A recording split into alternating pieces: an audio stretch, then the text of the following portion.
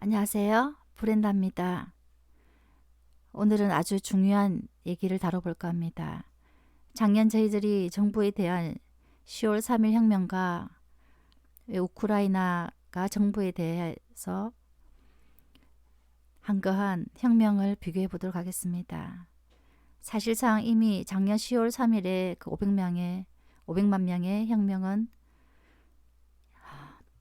사실 때를 놓친 것입니다.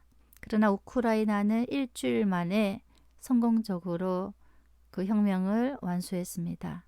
저희들은 많은 사람이 동참했지만요. 여기는 단지 혁명당 2만 명으로 바로 대통령을 축출해내고 탄핵을 진행하게 되었던 것입니다. 저희들도 비슷한 점은요. 우리 한국은 5천 년 동안 많은 사람의 침략을 받아왔고, 많은 나라의 침략을 받아왔고, 이 우크라이나도 헝가리아, 폴란드, 터키의 지배를 받으면서 많은 시련 속에 독립하지 못하고 종살이를 해왔습니다. 예, 자기들은 공산당이 좀 좋은 줄 알고 사회주의가 러시아와 예, 손을 잡으려고 했던 그 시절에 예, 완전 친유럽 세력을 몰아내고 완전히 러시아와 손을 잡고 크림반도를 넘겨주려고 했고, 물론 결론은 넘겨주었지만요. 독재로 갔던 이 대통령을 단 일주일 만에 축출해낸 혁명 사건입니다. 이분들도 우리들처럼 유튜브와 페이스북, 트위터를 통해서 많이 알렸던 것을 보게 됩니다. 네, 여기는요, 키이우입니다. 여기에서 혁명당 2만 명이 모였는데요. 이 혁명당 이름은 바로 유로마이단입니다. 2014년 2월 18일 키이우에 2만 명의 시민이 모여서 대통령에 대해서 규탄을 했는데요. 이 사람들은 맨 처음에는 그냥 시위로 시작했는데 국가에서 바로 특수 진압부대 3천 명을 동원했고요. 총기와 무기 사용을 허락하였기 때문에 이 시위대도 총기로 무장해서 가격하게 함께 무력 충돌을 일으킨 사건이었습니다. 이날 여기는 75명이라 되어 있는데 100명 이상의 사람들이 죽게 되고 1100명 이상의 사람들이 부상을 입게 되었습니다. 네, 바로 18일 이후에 이 소식을 들은 국민들은 전국적으로 일어났으며 또한 야당에서는 함께 한글을 하였습니다. 네, 우리 한국과 다른 점은요. 야당이 이렇게 이 기회를 타서 한거하지 못하고요. 이 독재 세력을 물리치지 저희들은 못했다는 것입니다. 예, 저희 독재는 아니지만, 네, 독재는 아니지만 사회주의, 공산주의로 가려는 세력에 대한 규탄 세력이었지만요. 네, 하루가 지나니까 이 정부에서는 우리 휴전하자. 이렇게 해서 정부와 야권, 시위대는 하루 휴전하게 되었습니다. 그러나 참다 못한 이 유로마이단 시위대가 다시 카이우 시내를 장악하고요. 이런 일들을 행했습니다. 도시를 큰 정부기관을 불을 태우고요. 그리고 무력으로 충돌하였습니다. 이에 위협을 느낀 대통령은 도망을 갔는데요. 며칠 동안 맨 처음에는 3일 동안 병가를 내고 3일 동안 정치를 하지 않았습니다.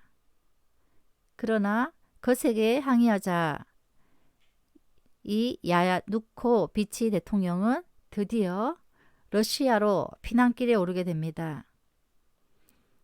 이때 시대와 함께 야당은 바로 이 빅토르 야누코비치 대통령을 탄핵하게 됩니다. 또 이 틈을 타서요. 바로 유럽연합, 유엔과 같은 유럽연합에서는요. 우크라이나 정부가 이렇게 시위하는 사람을 유혈 진압하여 많은 사망자와 부상자를 내게 했고 거기에 대한 책임을 지라고 유럽연합 정부가 개입하게 됩니다. 사실 우리나라도 이런 혁명단이 생겨서 정말 한글을 했다면 전국적으로 일어나고요. 물론 피 흘림이 좀 있었겠지만 이때 야당과 함께 바로 정권을 잡을 수 있었을 텐데 참 저는 사실 너무나 안타깝습니다. 이 대통령이 이렇게 탄핵 위기에 있었던 이유는요. 친유럽 성향을 가진 서부와 또 친러시아 성향을 가진 동부로 나누어져서 이중 권력 상태에 있었는데요. 이때 이 대통령은 공산당원이었기 때문에 러시아가 원하는 정책, 문재인 대통령이 지금 친중이나 친부하고 그렇게 정책을 쓰는 것과 같았습니다. 그렇게 하면서 그 국회의 말을 듣지 않고 소수의 사람들과 독재를 하였고요. 이 대통령은 드디어 사람들이 이 대통령을 규탄하기 이르자 바로 러시아로 잠적을 하게 되었습니다. 이 대통령이 이게 탄핵되는 이유 중에 하나가 친러 정책을 씀으로 인해서 러시아의 아주 중요한 군사 요지 크림 반도를 주려고 했던 것입니다. 그리고 동쪽에 있는 동부의 그 공산당원들이 많은 동부의 사람들은요. 바로 이 크림 반도를 러시아 국기로 바꾸면서 러시아로 자기들은 가기를 원했습니다. 이 야누코비치는요. 18일 유로 마이단 봉기가 일어난 후 27일에 러시아로 피신하여 갔고요. 바로 가기 전에 22일에는 야당에서 이 대통령직을 해임하고 바로 축출하게 됩니다. 이 모든 일은 바로 일주일 만에 5일에서 7일 만에 모두 이루어진 사실입니다. 정말 안타깝게도 저희들 10월 3일 혁명을 정말 이런 혁명단이 생겨서 일주일 열흘을 지속했더라면 그리고 그 청와대를 장악했더라면 어떤 일이 벌어졌을까요? 이 대통령처럼 3일 동안 병가를 쓰고 정치를 하지 않고 있다가 바로 도망가는 사실이 일어날 수도 있지 않았겠습니까?